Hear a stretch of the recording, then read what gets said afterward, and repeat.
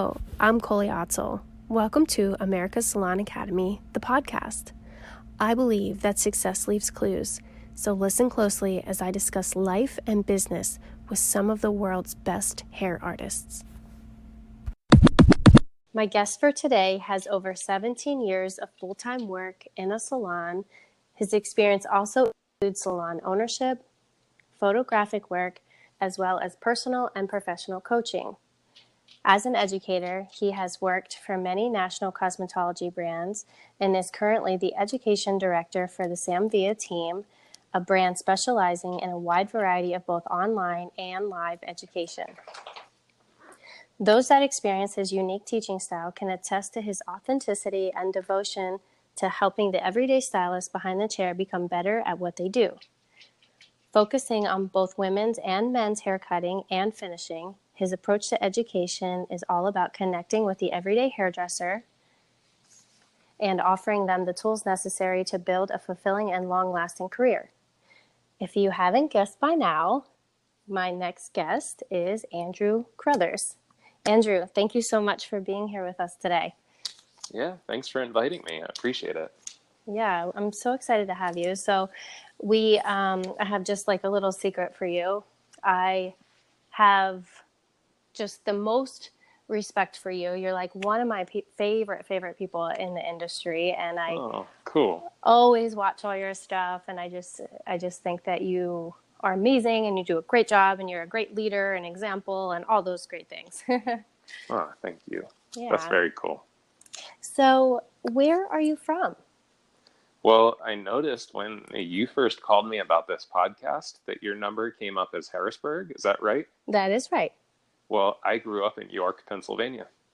Wow, how interesting. Not too far away.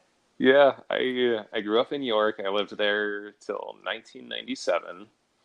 And then I moved to Salt Lake City, and I lived there till 3 years ago. And now we live in Southern Oregon in a little town called Talent, which is like about 20 minutes north of the California border. Wow. So what made you want to live there? What took you that far away? Well, I realized after a couple of visits further out west that I'm a Western kind of guy. Mm-hmm. There's definitely a different pace out here and just a different energy to life. And so my first move to Salt Lake City was, I think part of it was that hometown fever of just like wanting to get outside of your hometown and see something new.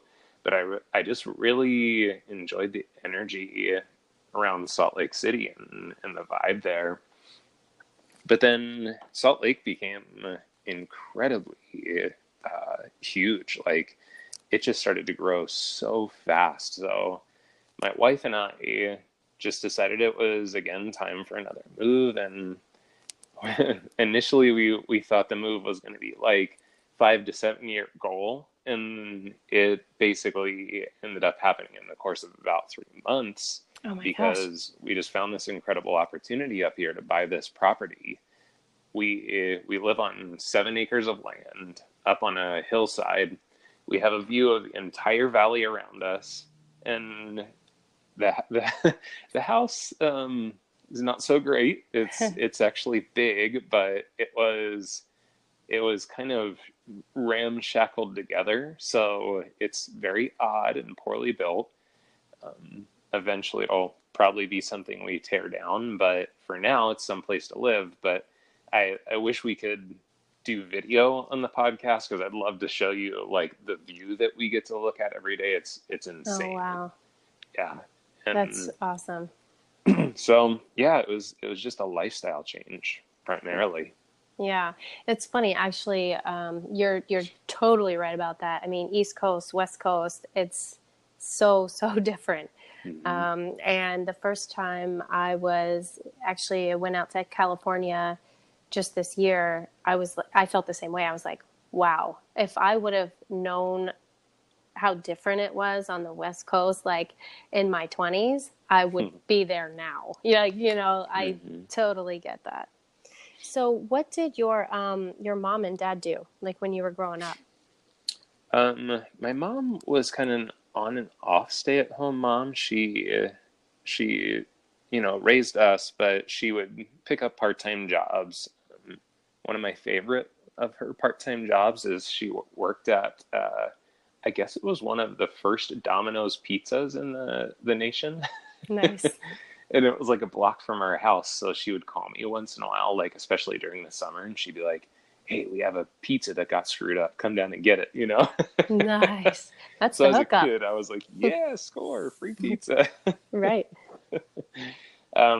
My dad actually was a welder at Harley Davidson, Hmm. which was super, super influential to me. I'm still a huge Harley Davidson fan. Like I've owned tons of different motorcycles and traveled a good portion of the US on them. And so it was his job at Harley was a pretty huge influence on me. Wow, that's really cool. So did you get to kind of go in there and maybe like shadow him sometimes and see what he does?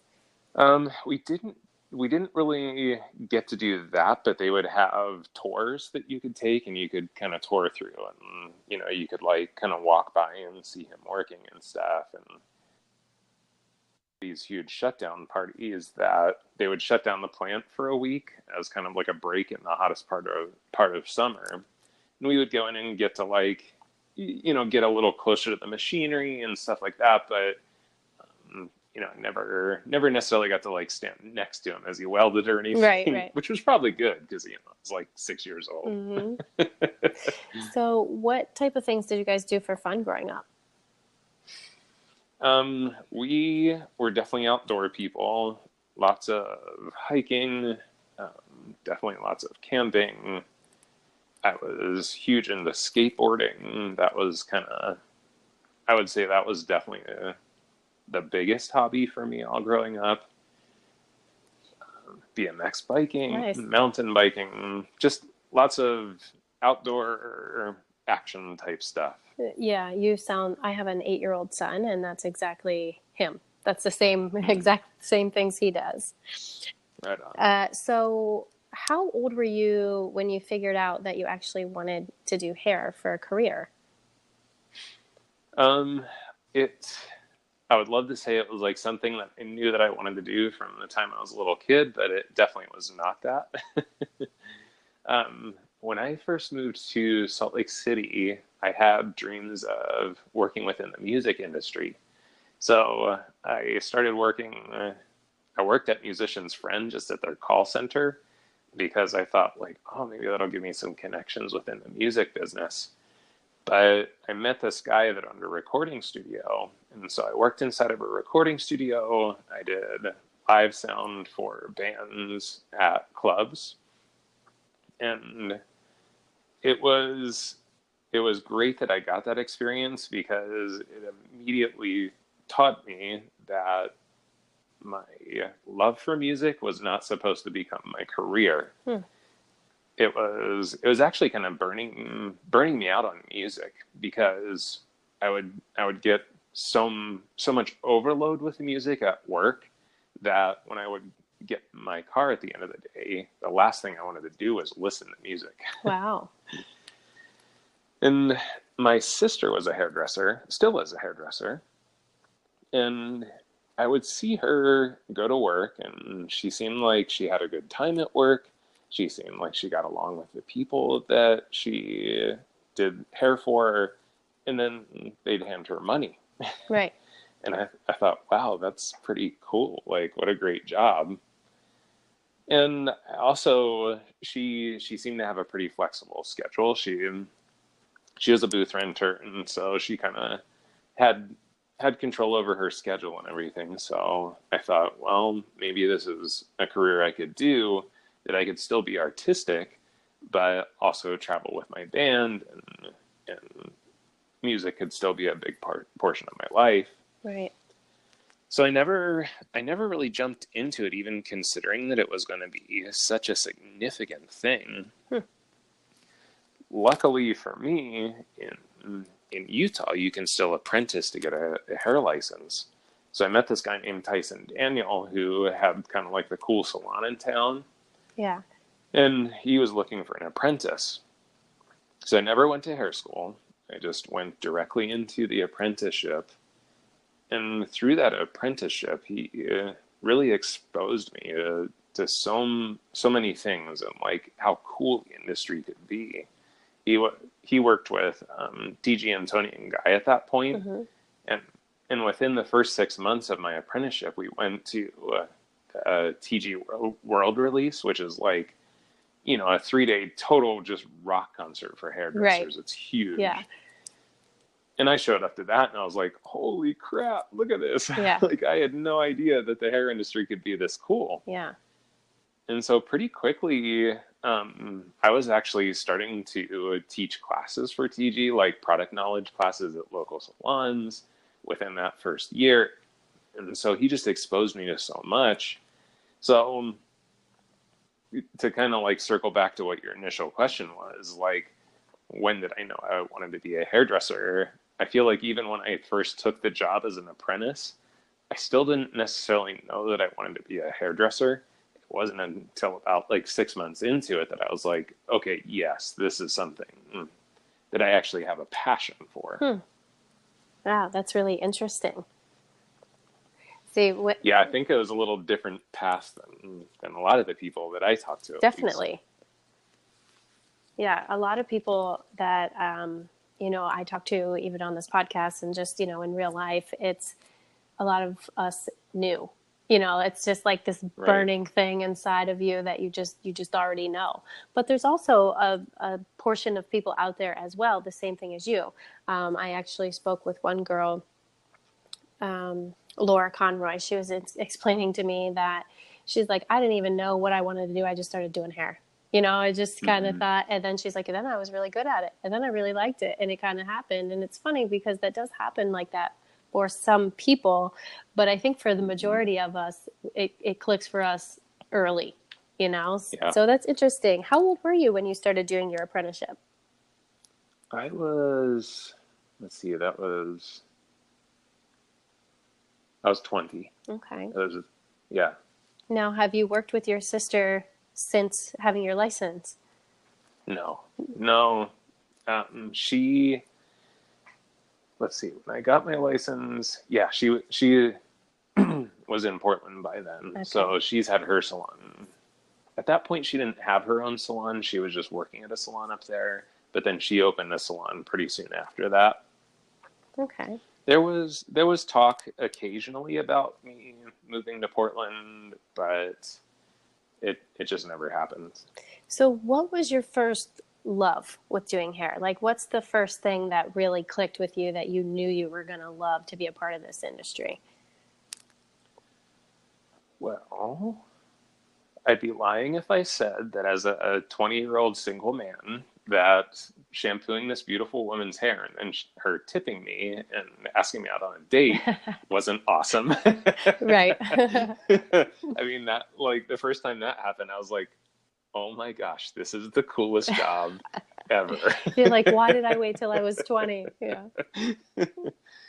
But I think teaching, like, which is still my primary passion today, I look back and like I can still remember the very first product knowledge class that I taught.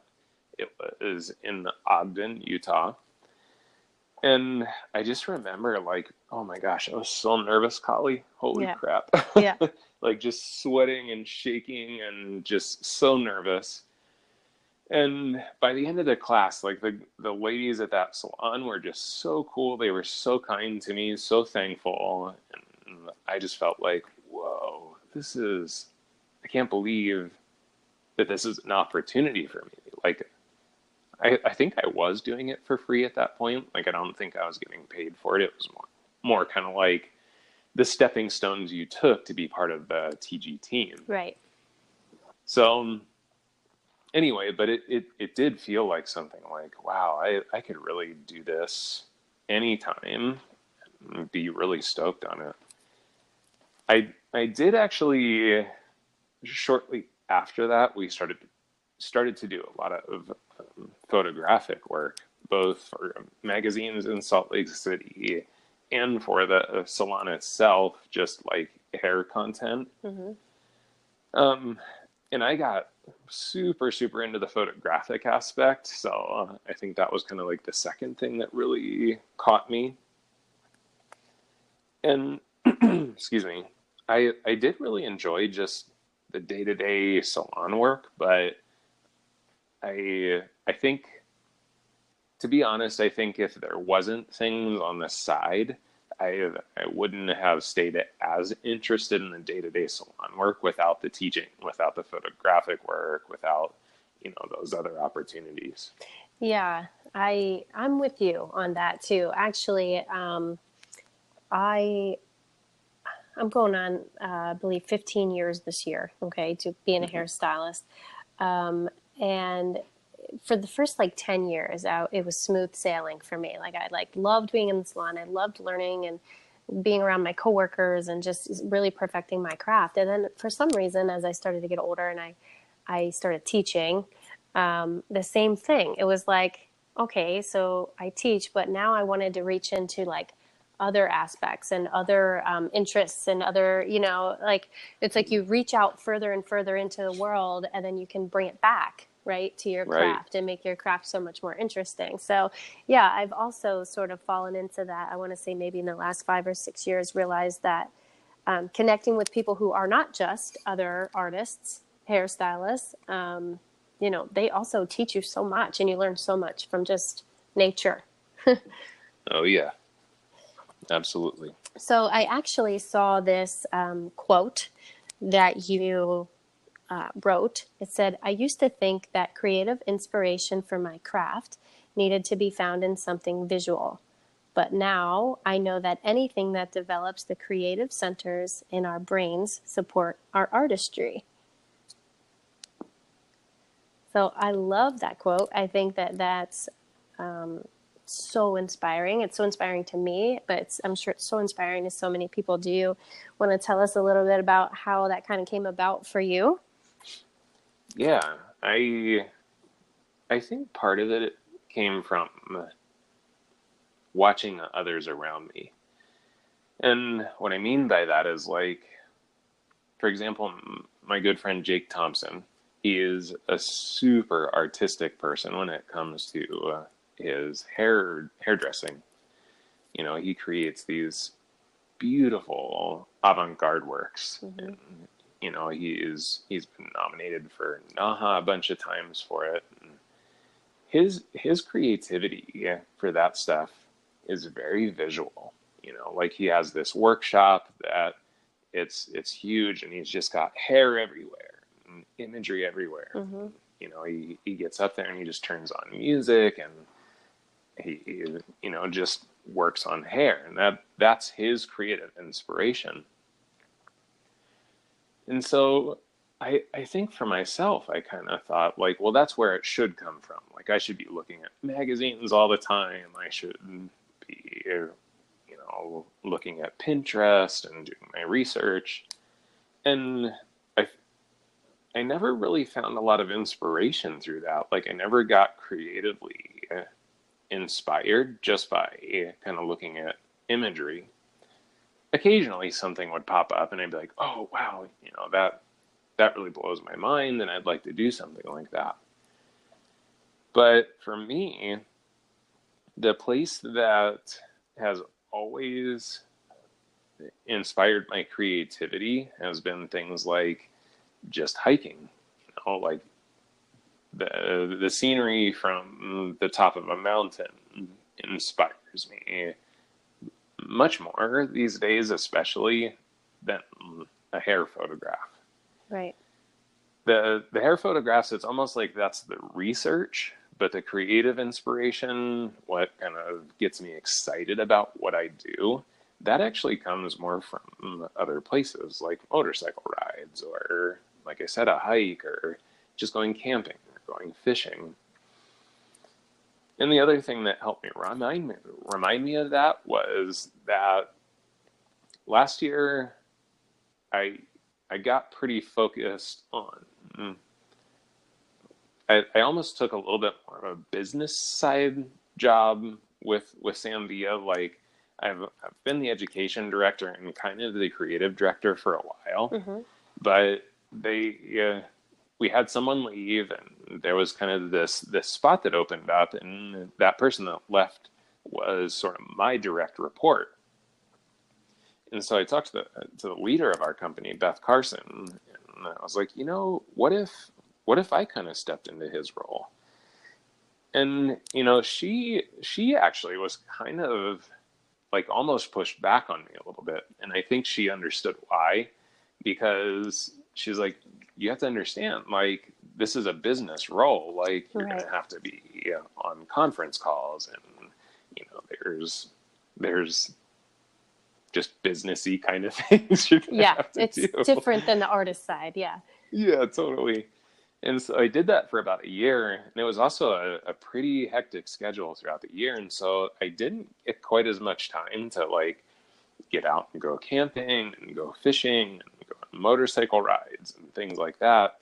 And I really kind of felt the effects of it on my creativity. Like my inspiration really kind of dropped around artistry, especially. Yeah.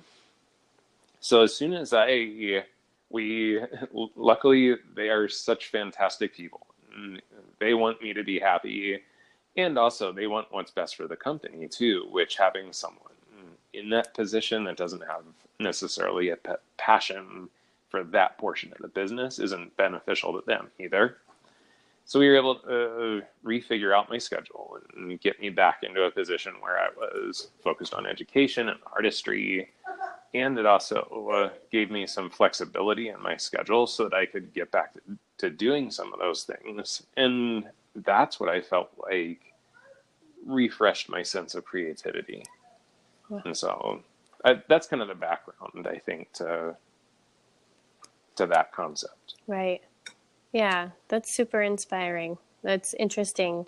I love this podcast because each artist is different and they each have their creative outlets, in a different way. And it's so inspiring because, I can relate to that in a lot of ways. Actually, just recently I started fishing a lot with my family, and I really wasn't even I never really enjoyed fishing. But for some reason, it's just like allowing yourself, like we said earlier, just allowing yourself to have different outlets and do different things and not just focus just on hair or the salon or business. It opens you up to so much more. So Right. I appreciate Yeah. that.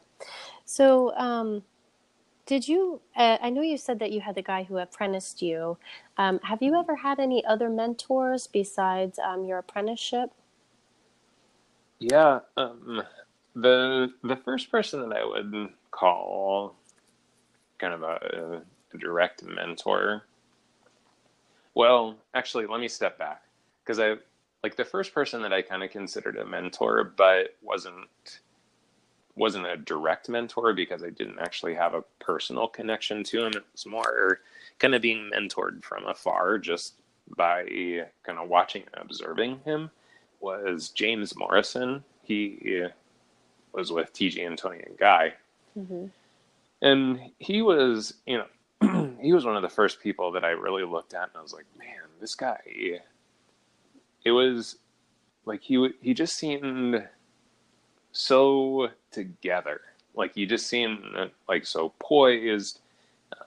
He wasn't a crazy hairdresser. Like he did beautiful hair, but really skillful hair. And just even the way that like he took the section and held it in his hands, and the way that he cut the hair, it just looked so beautiful. Mm-hmm. And so I would say that he's kind of like the first person I looked at as a mentor, but I didn't really have direct contact with. Mm-hmm. The first person that I feel like was kind of more of a true mentor, where I had direct contact with him, could really work with them. I guess I have a thing for guys named James, or with the name James in their name, because his name is Dennis James. Mm. And Dennis was one of the guys that helped to kind of launch Paul Mitchell the School. And when I first started working with Paul Mitchell the School, he was really the person that I had the most direct contact with. But he definitely, I think, more from just a personal standpoint and how you handle yourself as a person, and especially a person within business, and the complications of business and relationships and all that stuff. He was definitely the first person that like truly shaped how I handled myself in those situations. Wow. Yeah. That's hard to find. You know, there's a lot of Mm-hmm. people who can teach you technique or show you different ways, but to have a mentor that can teach you how to almost handle situations, that's a totally different level. That's very, very difficult to find. So you're lucky. I'm sure you Yeah. know that, you know, to have somebody Yeah. like that. Yeah.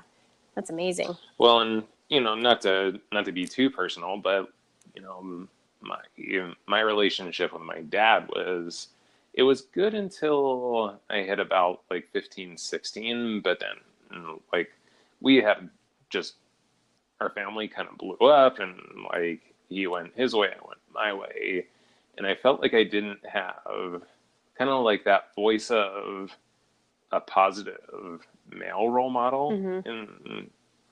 in some pretty important years for that. Like, Definitely. kind of learning to be a man. And so I always kind of joke because the people that know me now might not have liked me a whole lot when I was about 19 years old. Yeah. I was pretty egotistical. It was pretty self-centered. Everything was kind of, I know better. And everyone else is stupid. And Right. you know, luckily I had, like I said, great mentors. Also, my coach, her name is Lynn Christian. She has a company called Soul Salt. I started coaching with her, I think, in 2003 or 4.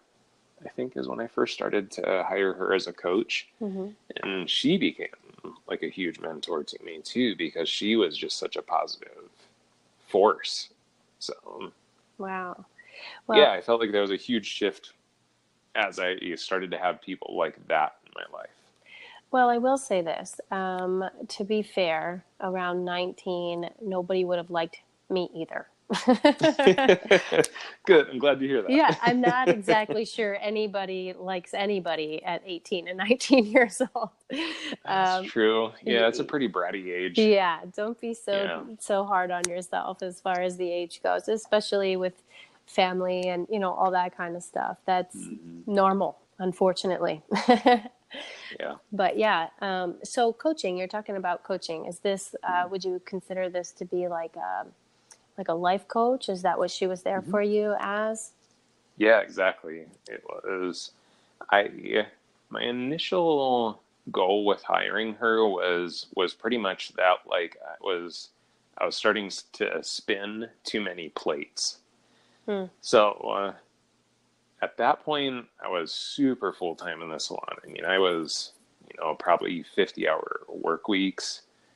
And I was starting to get opportunity with Palm Angela School, where I was getting to travel and teach. I was also trying to help sort of launch our education program within our salon.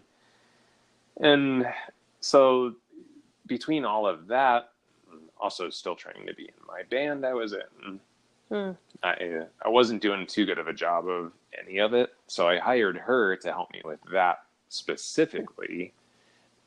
Coaching always kind of takes a different path than I think people think it will, but that was the initial thing I wanted to approach with her. Now, is she still your coach today? She is actually, yes. Wow, Yeah. that's amazing. I've noticed that a lot more lately. That there's a lot of I don't know if life coach or you Hmm. know business coach. Like they're different, but they're all kind of the same depending on you know who you go with and their Hmm. expertise. But I've noticed that that's become a new normal, which I love. Yeah. there's a lot of people out there who's looking for help. They're looking for mentors or somebody to reach out to. And I love that they're so much more available, it seems like, today. Yeah. I I had a time kind of mid 2000s where I was starting to get really burned out because again I was working way too much. And so I actually started to train as a life coach. And so I actually went through training and I got certified through multiple brain intelligence and a couple different things. And off and on since then, I've had clients. There's been a few times where I get so busy on the education side of things that I can't take clients. But yeah, I saw the power of it so much that I wanted to become a coach. Right. Yeah, I love that. So here's a funny question for you, and it is kind of a tricky question, but Okay. how long did it take before you felt successful?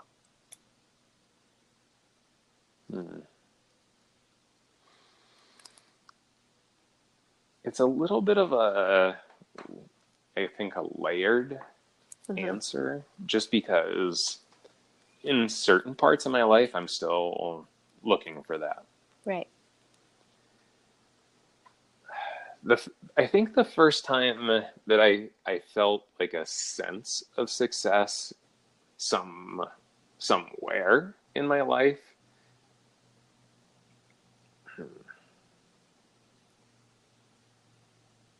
I think it was actually the first time I got to go and teach a class for Paul Mitchell, the school, where it was them calling me and saying, "Hey, we're sending you, across the country to go do this job." Because at the beginning of my career, that's what I was watching Tyson do, and I was primarily just doing kind of these local product knowledge classes and stuff. Like I hadn't yet had that opportunity to be like, okay, yeah, you're gonna get paid, you're gonna get it flown out, you have a per diem, like all those kind of things. And that was such a big thing to me. So the very first time that Dennis called me and said, "Hey, we're sending you to this school," I think it was the Orlando school that I went to. But that was like a huge sense of success because it was a huge goal of mine. It was something that I placed at a pretty high level as far as goals were concerned. And so, yeah, I think that was one of the first times I felt that sense of success. But like I said, I mean, there's so many levels that I think maybe from the outside, people would say like, "Oh yeah, like he's successful in this aspect of his life." And there's probably a lot of those that I'm still kind of like searching for. Okay, Right. what is that success? Yeah. That question is set up on purpose to make you think. Yes, it does. Right. So I'm sorry ahead of time. But yeah, that's, yeah, because that is a tricky question. It's a tricky question for anybody because there's different moments. I feel like there's different levels of success. There's difference in questions of like, well, what is success to you? And so, yeah, so I meant to actually trick you with that one. So Jeez, Colie, come I on. know I set you up. I know. Okay, so here's the next tricky question, and I promise it's the last one. Okay. Okay. All right. So I guess this might just line up with the last question, but how long did it take for you after you started in the career to actually truly feel like proud of yourself? Like, I stepped out, I took a chance, and I did it. I succeeded.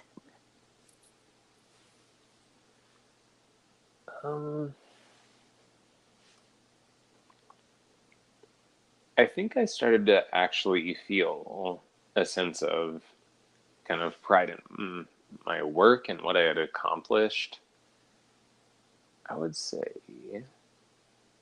probably about 7 or 8 years in, I finally started to feel like, okay, I have the clientele that I want. Mm-hmm. And I'm actually sending hair out the front door that I feel proud of. That I'm like, yeah, okay, that cut and color looks good. Like I'm I'm pretty hard on myself. I think most artists are. Right. But yeah, there was a point that I do feel like, and I feel like it was somewhere in that like 2007 2008 range that I finally started to feel like, okay, yeah, like I'm doing pretty damn good. Yeah. That's interesting. Yeah, that's another, one that kind of gets you tripped up a little bit, because to actually feel proud of yourself, there's so many layers. Hmm. All right, so let's switch it up a little bit. So Okay.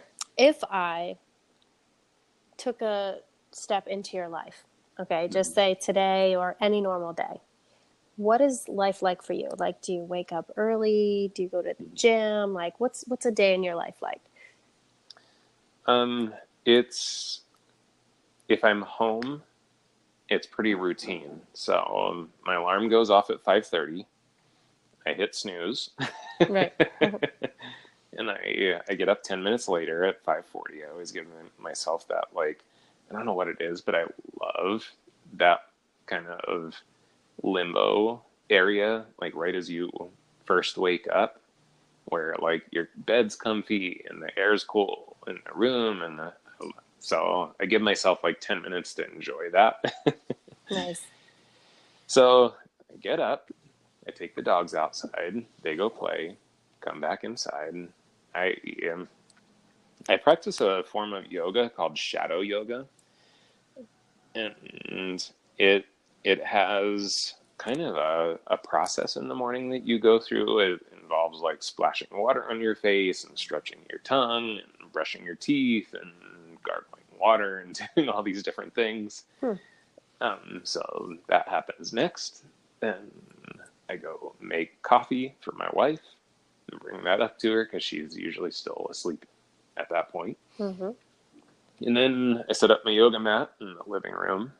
And I do about 45 minutes of yoga.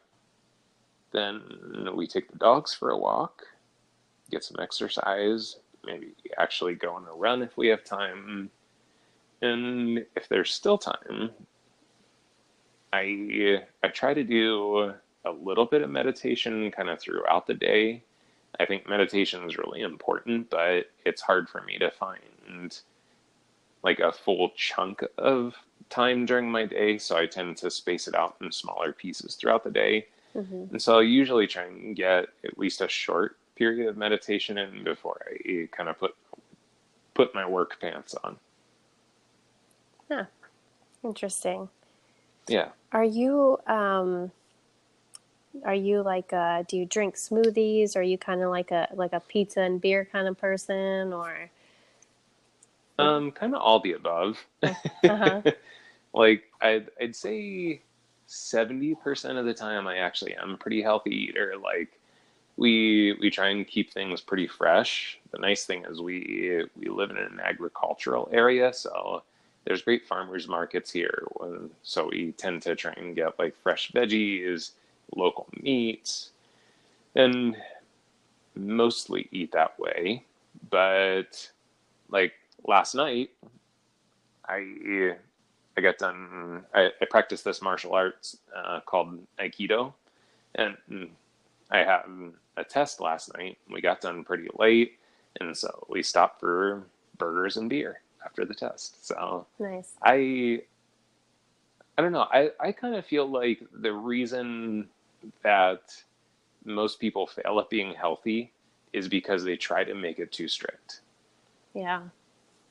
You know, if you're a pizza and beer kind of guy and you all of a sudden say, okay, I'm only going to drink water and eat salads, good luck, Yeah. That's you know? crazy. But I think if you can, my coach has this thing that she says all the time. She's like, progress is about doing more of the thing you want and less of the thing you don't. Right. So throughout a week, if I eat more salads and I drink more water that week, and I eat less pizza and drink less beer, then that's good. Like, there's nothing to be ashamed of, and then the next week, if I do some more, that's great, but I think if we just have these all or nothing kind of mentalities, it just doesn't work. And I say that because I've tried it so many times, and failed miserably. Yeah, I think it's just being human. I think we've all sort of, once you start to get up, like in your 30s and stuff, you start to sort of realize things that haven't worked in the past, like what you're saying, like these extreme ways of living. It's just like, I'm done. Today, I'm just done. Sometimes that works, but not if you're doing 3 or 4 things at the same time.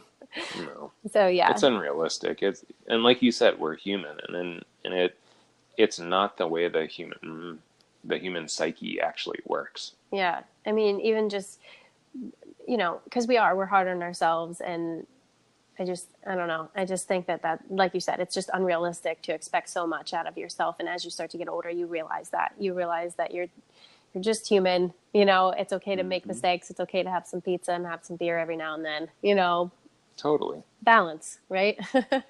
Yes. Little beer, little water. It works out. So last question for you. I know this is a long ways away, but will you ever retire, do you think? My financial planner asks me that question. Like, what age do I want to retire? And I haven't been able to tell him an answer yet. What I tell him is that there is a time that I don't want to have to do things specifically for money. Right. Like, I do want to get to a point that the things that I do with my day are specifically because that's what I want to be doing that day. And so if I choose to do a haircut, if I choose to have a coaching client, if I choose to do a podcast, if I choose to do any of those things, it's pretty purely just because I want to do it.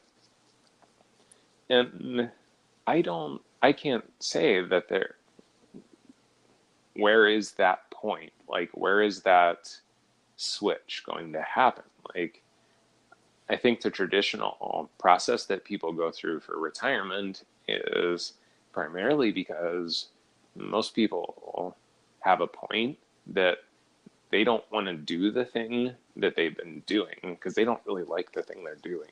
Right. Yeah. And I don't hate what I'm doing. I love what I'm doing. And so for me, it's kind of more like, okay, let's set a plan that by the age of 60, I can have the financial resources to maybe not completely stop doing anything that makes money, but I'm not so dependent on, like, I have to make this certain amount just to live. Right. So that's kind of more how I look at the concept of retirement, I think. Yeah. It's really fun to ask that question in a group of people who are different, right? Because everybody has a different idea, the same thing as success. Everybody has sort of a different idea of like what retirement is and when you're supposed to retire and how to set yourself up in that way. And a lot of times for artists, we're doing what we love. And so it's kind of a hard thing to think about. You're like, wow, I don't know. And it kind of doesn't matter. Like it does because you want to set yourself up for your future. But at the same time, you're kind of like, well, I'm good where I'm at. And hopefully I can just, like you said, live my life how I choose, which is sort of what we kind of do anyway. We might just do less of it maybe. Yeah. Yeah. And I mean, who knows? Maybe I'll hit the age of 55 and all of a sudden be like, I don't want to touch another piece of hair again. Yeah. And that could happen too, but it's kind of like, I don't know that. So it's hard to try and plan for that. Right. Yeah, I'm with you. Well, Andrew, like I said in the beginning, I respect you and I look up to you so much. Your calmness is amazing. Thank you so much for being open and real and honest. And I know education is your passion, and I'm so happy you joined me today. And I realize that time is extremely valuable, and I appreciate you sharing your time with me today. Thanks, Colie. I do too. I enjoy these types of conversations. I had a great time talking to you, so thank you. All right. Well, I guess we'll see you in the hair shows coming up, the fall hair shows, right? Yes. I know that we're definitely going to Philadelphia, the premiere show in Philadelphia. I think Birmingham, Columbus. I think there's a few others, but I can't remember off the top of my head. But those are the three that I know of for sure that will be there. So that's kind of what we're ramping up for right now. Well, you'll see me there. I might be the crazy girl in the back with like the foam finger, like, I love you, Andrew. Like you and Sam, I'll be jumping up and down looking for you. How about this? Don't be the crazy girl in the back. Be the awesome girl that just comes hangs out with us. Sounds good to me. Well, thank you so much again for your time. And we will talk soon. I'll probably actually see you guys in Philly. Okay, great, Colie. All right, I'll see you there. We'll see you then. Bye-bye. Bye-bye. For more salon and business education, visit americassalonacademy.com.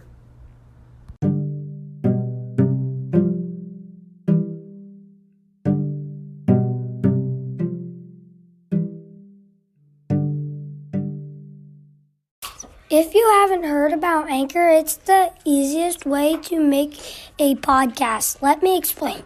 It's free. There's gradation tools that allow you to record and edit your podcast right from your phone or computer.